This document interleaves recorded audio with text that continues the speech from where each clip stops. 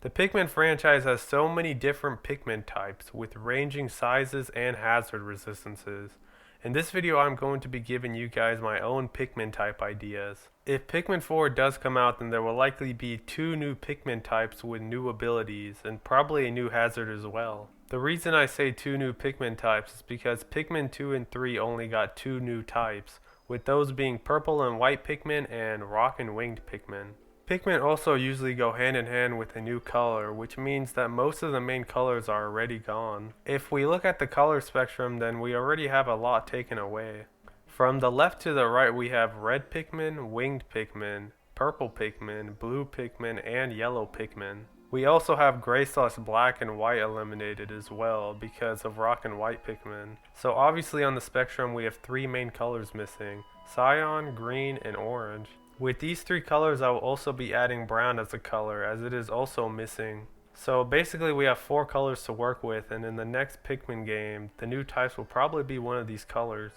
So the first Pikmin type I'm going to be talking about is Cyan Pikmin. This Pikmin type has a lightly blue tinted leaf because it stores water inside of them. They are found obviously in a tundra region and will have an ice resistance, letting them get into colder areas while others cannot.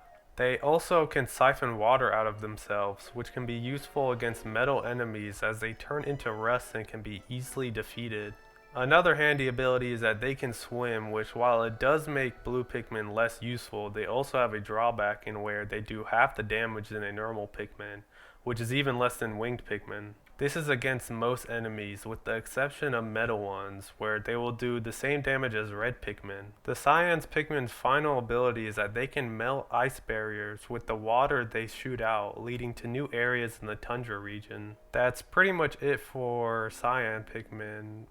The last thing is that the color of their flower will probably be teal, which is actually darker than cyan. The next Pikmin type will encompass the color green and will be called Thorn Pikmin. The design for this Pikmin will have claw-like fingers and spikes on their roots. The leaf will also have spikes on it. The Thorn Pikmin will be the only type without flowers, as they will grow a rose instead to give it more variety. With their thorns, they will be the perfect battle Pikmin, as they will do the same damage as red Pikmin, and since they are stuck onto an enemy, they cannot be shrugged off. This makes them incredibly useful in battles. But this isn't just their only ability. With their claws they can climb on vine-like surfaces to reach new areas that other Pikmin cannot. Captains can also climb on the vines eventually as an upgrade to their suit. That's all I could think about for the Thorn Pikmin, but I do think that this Pikmin type is very overpowered and I couldn't think of any drawbacks for them. The third Pikmin type is Orange Pikmin. Orange Pikmin have purple leaves and will have the same color flower as white and purple Pikmin. There are special abilities that they are able to survive against a new hazard called Acid.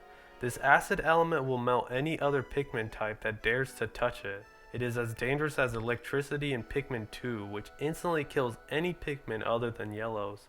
This Pikmin type also secretes acid from their body, so when they latch onto an enemy it will inflict an afterburn that will provide extra damage when they fall off an enemy. Of course the acid hazard has some problems to it, as it is quite similar to the poison element, so making this Pikmin type useful will be quite challenging. The fourth and last Pikmin type is called Ground Pikmin. Now I couldn't find any high quality pictures, but this Pikmin type will be brown and will have spiky hands and feet. The flower of the Pikmin will be similar to white and purple, with it being pink. This Pikmin type will be able to dig underground into tunnels with their claws. The holes they will dig are similar to where the bomb rocks are located at. These tunnels will lead into new areas that you can explore. The captains will also gain an ability in where they will move in the tunnels with the ground Pikmin. To make this Pikmin type even more useful, they will be resistant to explosions, which make them more useful and versatile.